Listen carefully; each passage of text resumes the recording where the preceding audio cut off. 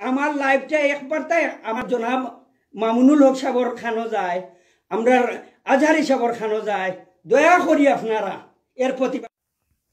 নিশ্চয়ই আপনারা এই ধর্মীয় উগ্র জঙ্গির কথাগুলো খুব মনোযোগ দিয়ে শুনেছেন।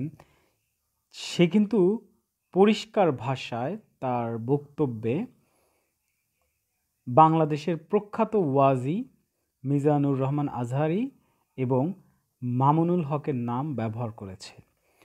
এর থেকে একটা জিনিস তো পরিষ্কারভাবে ফুটে ওঠে, সেটি হচ্ছে যে মিজানুর রহমান আজহারি এবং মামুনুল হকের মতো শত শত লাগামহীন বক্তৃতাদানকারী ব্যক্তিরা মূলত বাংলাদেশে এই ধরনের খুনি জঙ্গি তৈরি করতে প্রত্যক্ষভাবে সাহায্য করছে। এই বিষয়টা সরকারের আমলে নিয়ে অবশ্যই এই ধরনের উগ্র মৌলানা মৌলবীদের বিরুদ্ধেও কঠোর ব্যবস্থা গ্রহণ করা এখন সময়ের দাবি। কিন্তু বাংলাদেশ এসব নিয়ে ভাববে না। বাংলাদেশ কোনো কিছু নিয়েই বেসিক্যালি ভাবে না, যার কারণেই এই অবস্থা। অন্য কোনো দেশ হলে তার বক্তব্যের প্রতিটি অংশ খুঁটিয়ে খুঁটিয়ে দেখত এবং সে অনুযায়ী কিন্তু অ্যাকশনও নেওয়া হতো। বাংলাদেশে সেটা হবে না।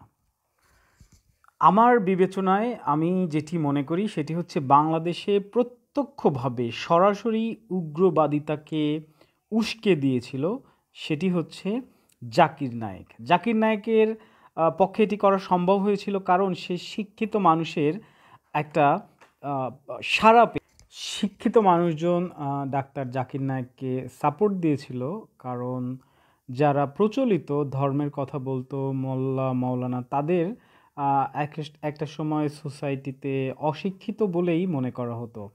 কিন্তু ডাক্তার জাকির নায়েক যখন স্যুট কোট টাই পরে ইংরেজিতে দু চারটা কথা বলল, অন্য ধর্মের কিছু কথা বলল, তখন মানুষ তাকে প্রচণ্ডভাবে বিশ্বাস করা শুরু করলো।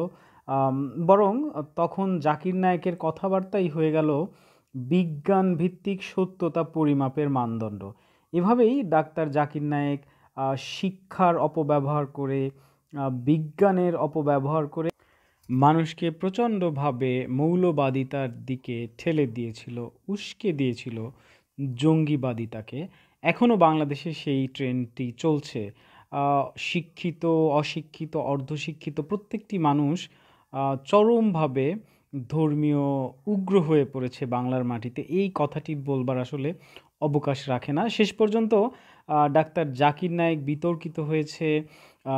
যেভাবে আপনারা দেখেছেন যে হলি আর্টিজান হত্যাকাণ্ডের সাথে যারা জড়িত ছিল তাদের আদর্শ কিন্তু এই ডাক্তার জাকির নায়েক ছিল।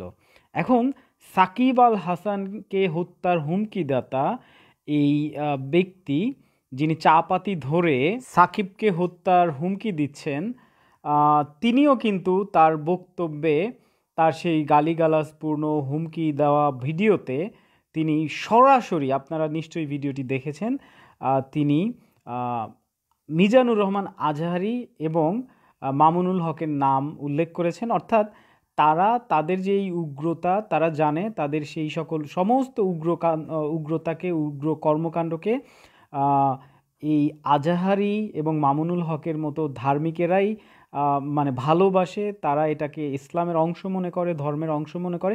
এই কারণেই তারা আজহারি এবং মামুনুল হক, জাকির নায়েকের বক্তব্য থেকে এই ধরনের কর্মকাণ্ড ঘটানোর উৎসাহ পায়। সরকারের উচিত জাকির নায়েকের মতো আজহারি এবং মামুনুল হকের বিরুদ্ধে অ্যাকশন নেওয়া, না হলে দুর্ঘটনা ঘটবে নিশ্চিত।